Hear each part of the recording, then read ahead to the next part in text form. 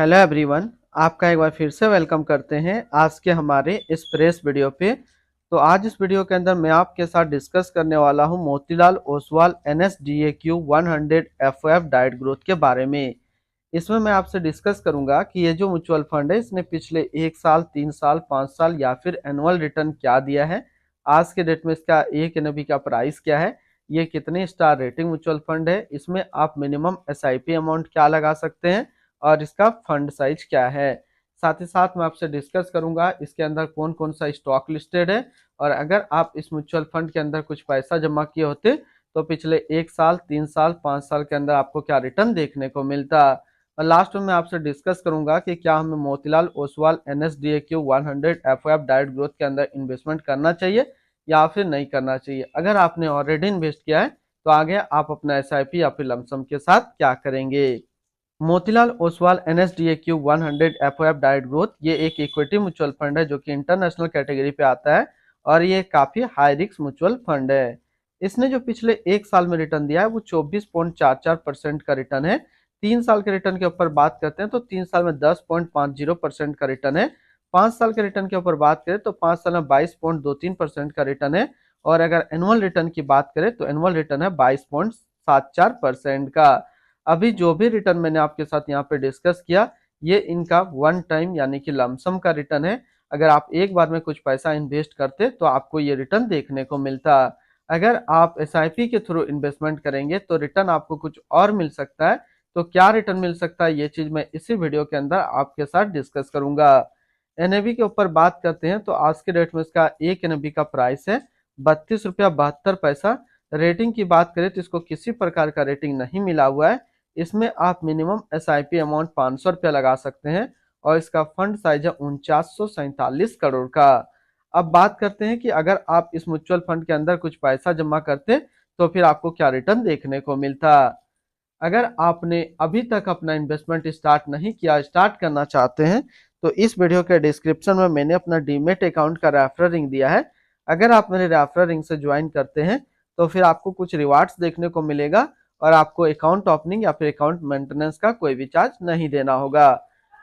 इसके अंदर आप सिर्फ SIP के थ्रू ही इन्वेस्टमेंट कर सकते हैं। लमसम इसने ब्लॉक करके रखा है।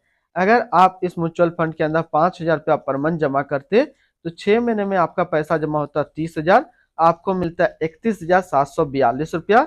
यानी 6 महीने पे आपको SIP के थ्रू करीब 5% का रिटर्न देखने को मिलता। 1 साल की बात करें तो 1 साल में आपका पैसा जमा होता 60,000, आपको मिलता 70,429 रुपया। यानी 1 साल में आपको SIP के थ्रू 17% का रिटर्न देखने को मिलता।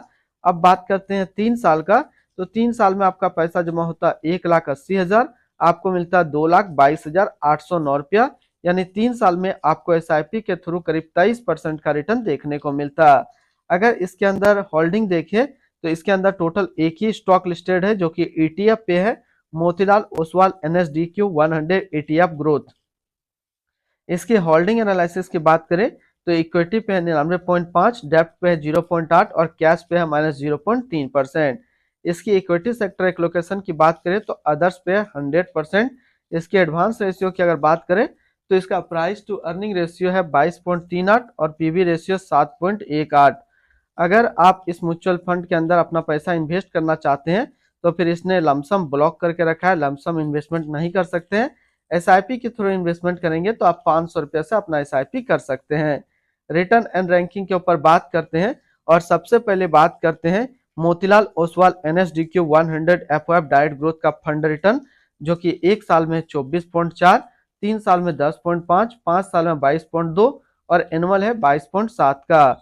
वहीं पे इस कैटेगरी का जो एवरेज रिटर्न होता है यानी कि इक्विटी इंटरनेशनल म्यूचुअल फंड का 1 साल में 15.8, 3 साल में 3.9, 5 साल में 9.3 का है। तो यहाँ से देखेंगे ये म्यूचुअल फंड 1 साल, 3 साल या फिर 5 साल हमेशा अपना कैटेगरी एवरेज से ज्यादा रिटर्न दिया है। तो अगर आप एक इक्विटी इंटरनेशनल म्यूचुअल फंड ढूंढ रहे हैं तो ये आपके लिए अच्छा विकल्प है, आप इसके अंदर अपना इन्वेस्टमेंट कर सकते हैं। अगर आपने ऑलरेडी इन्वेस्ट किया है तो आगे आप अपना SIP या फिर लमसम को कंटिन्यू रखेंगे। इनकी एक्सपेंस रेशियो के ऊपर बात करें तो इनका एक्सपेंस रेशियो 0.24% का। एग्जिट लोड की बात करते हैं, अगर आप इन्वेस्ट किया हुआ पैसा 15 दिनों के अंदर निकालेंगे तो फिर आपको 1% का एग्जिट लोड देना होगा। और स्टम्प ड्यूटी की बात करें तो स्टम्प ड्यूटी है 0.005%। टैक्स इम्प्लानेशन की बात करते हैं तो आपका जो रिटर्न जिस भी टैक्स स्लैब के अंदर आएगा वो आपको उतना टैक्स पेमेंट करना होगा। यानी कि सिंपल भाषा में समझे, शॉर्ट टर्म कैपिटल गेन पे आपको 20% टैक्स देना होगा और लॉन्ग टर्म कैपिटल गेन पे आपको 12.5% का टैक्स पेमेंट करना होगा। इनकी fund house and investment objects की अगर बात करें तो Motilal Oswal mutual fund total assist में इंडिया पे नंबर 19 पे रैंक करता है। इसका टोटल असिस्ट अंडर मैनेजमेंट है 61,382 करोड़ का। Motilal Oswal NSDQ 100 FOF direct growth, ये एक इक्विटी म्यूचुअल फंड है जो कि लॉन्च किया गया मोतीलाल ओसवाल म्यूचुअल फंड की तरफ से। आशीष अग्रवाल अभी इस फंड का करंट फंड मैनेजर है। इस फंड का करंटली असिस्ट अंडर मैनेजमेंट है 61,382 करोड़ का और लेटेस्ट में भी है 32 रुपया 72 पैसा।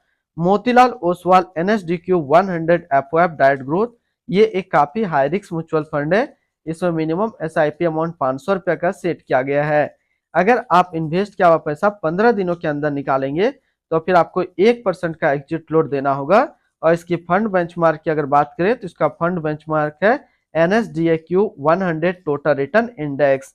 तो आज इस वीडियो के अंदर मैंने आपके साथ डिस्कस किया Motilal Oswal NSDAQ 100 FOF direct growth के बारे में। फिर मिलते हैं हम लोग नेक्स्ट को इस तरीके का वीडियो की अच्छी जानकारी को लेकर के।